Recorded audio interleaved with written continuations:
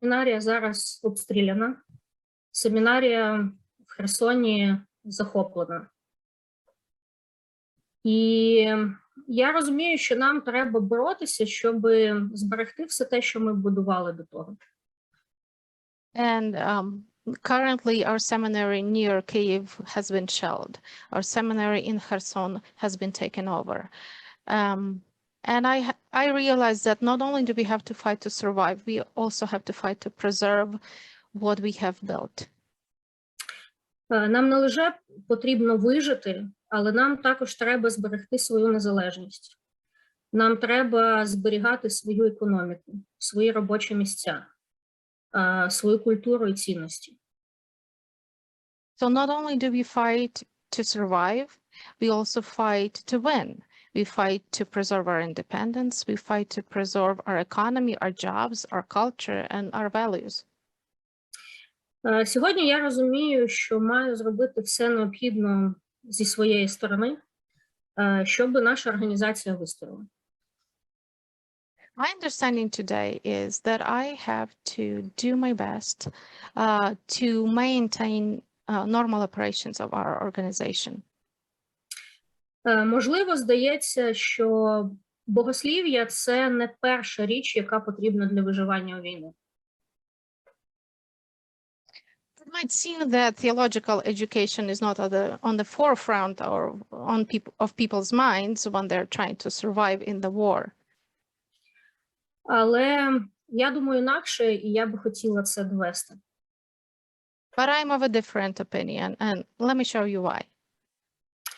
Кожна війна має ідеологічний компонент, і ця війна також. Every war has this component of ideas, ideology, including this one.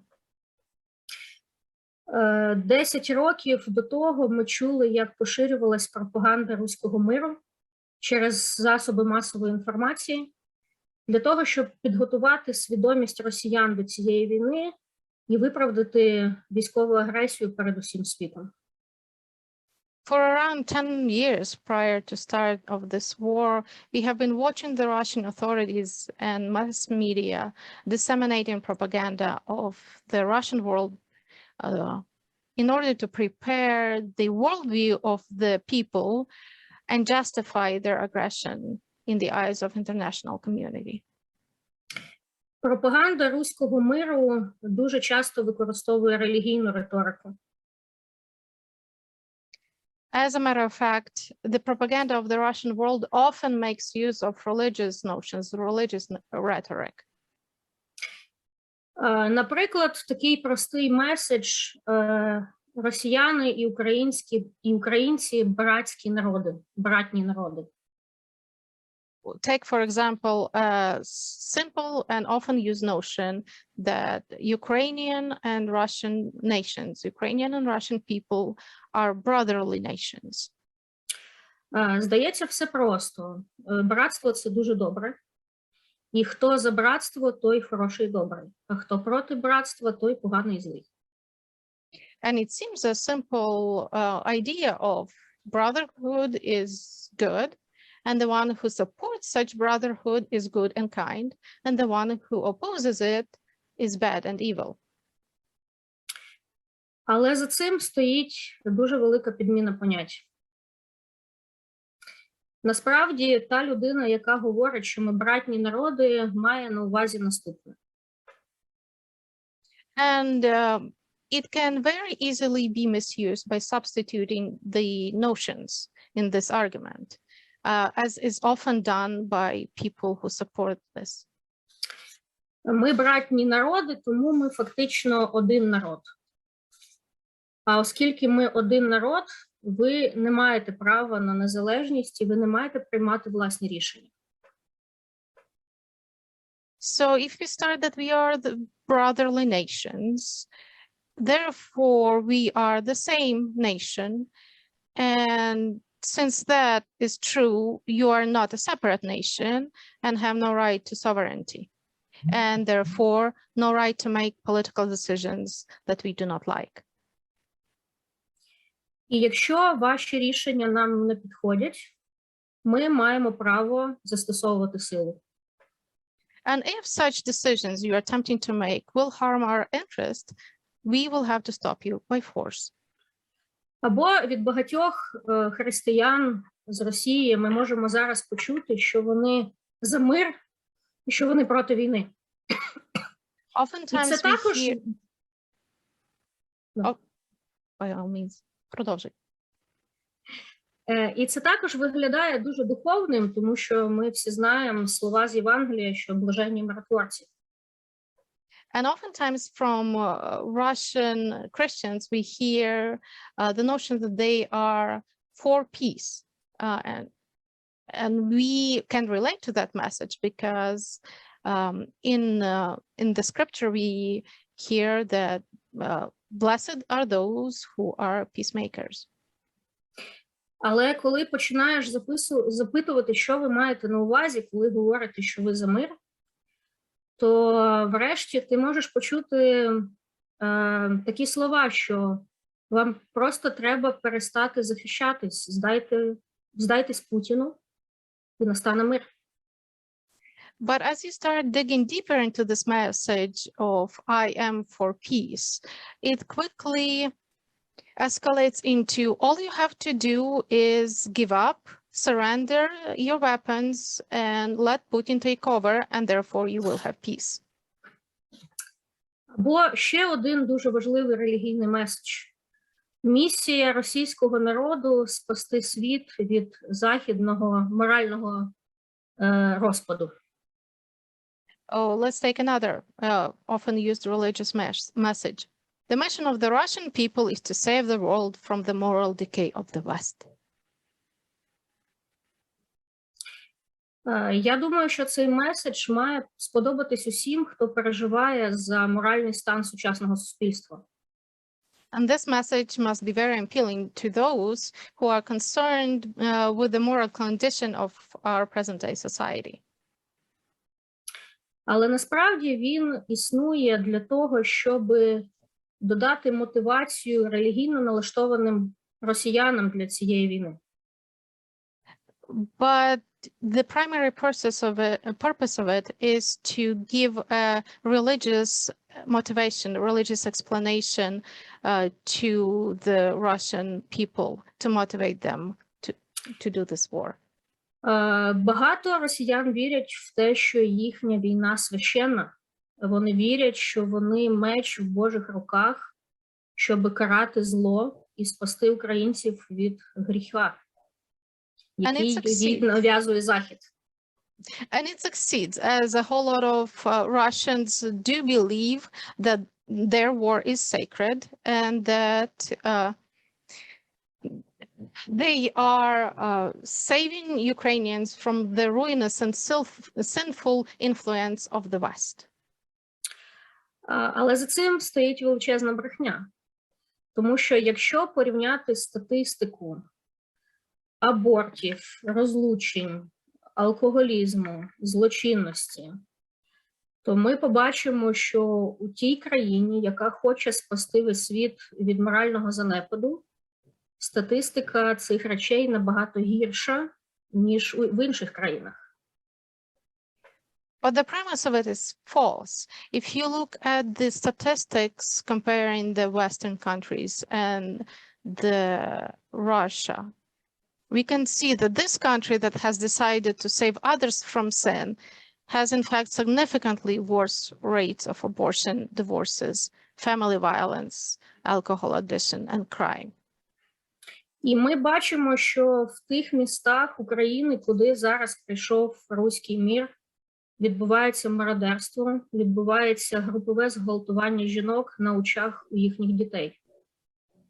And as evidenced by the conditions and events in the cities and villages that are occupied by Russian forces, the amount of rapes and marauding and destruction. Тому насправді ми бачимо не спасіння світу, а поширення моральної деградації. And instead of saving the world, all we witness is the moral degradation. Також цей меседж посягає така месіанська ідея, вона посягає на роль Христа. And also this idea attempts to take on this messianic quality of Christ. А Христос спасає світ від гріха зовсім не силою, а стосунками любові. But unlike the Russian world, Christ saves people from sin through relationships, through love, rather than by force. І останній меседж. Він не релігійний, але я думаю, що він потребує богослівського осмислення. And there's another message. I don't think it's necessarily religious in its context, but it does beg for theological consideration. І цей меседж, мені здається, він зараз поширюється саме серед міжнародної аудиторії. І звучить він так. У війні винна російська влада, а від санкцій страждають прості, ні в чому не винні росіяни. And this popular message is aimed mostly at the international audience. And it goes like this. It is the Russian authorities who are guilty of the war, but the sanctions are actually targeting ordinary Russians who are then suffering unjustly. Ідея ні в чому не винних простих людей фактично говорить, що проста людина – це раб, яка не може робити вибір і не може нести відповідальність за свій вибір. But if you dig deeper, then that's a presumption that an average citizen is actually a slave, unable to make any choices willfully, and therefore carries no consequences for these choices. І ця ідея перекликається з ідеєю банальності зла, коли німецькі солдати вірили, що вони не роблять жодного злочину, тому що вони виконують накази. And it sounds eerily similar to the idea of the commonplace evil, where the German soldiers from the World War II thought that they were not committing crimes just because they were simply fulfilling orders. І в Біблії ми бачимо зовсім іншу ідею лідерства і зовсім іншу ідею відповідальності. Біблія говорить про те, що кожна людина є суб'єктом, і кожна людина може обирати між добром і злом. І кожна людина несе відповідальність перед Богом і має суспільний вплив. But the Bible gives us a different idea as far as the responsibility goes. It's a total different principle of power and human responsibility. Every single person can make a choice.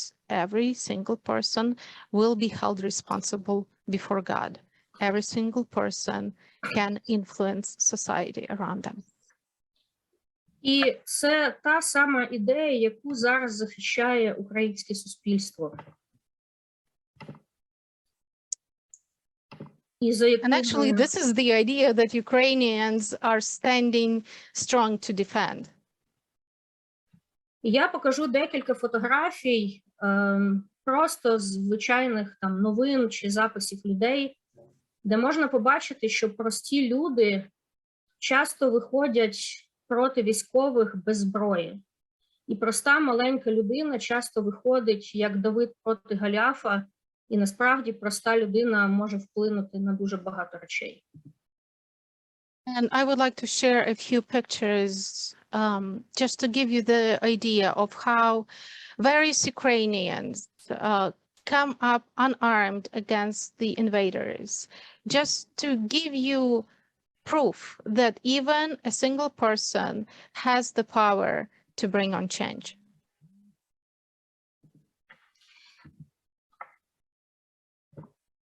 Саме тому я вважаю, що богослів'я дуже важливе сьогодні.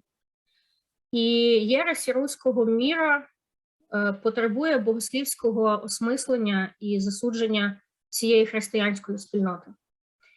На жаль, під впливом цієї ідеології опинилось дуже багато християн в Росії, І також немало християн в Україні і в інших країнах.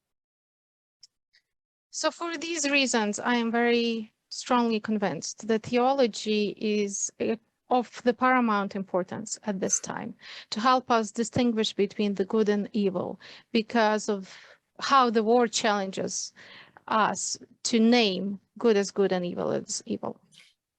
Ми бачимо, як слово може нести смерть багатьом людям і величезні руйнування.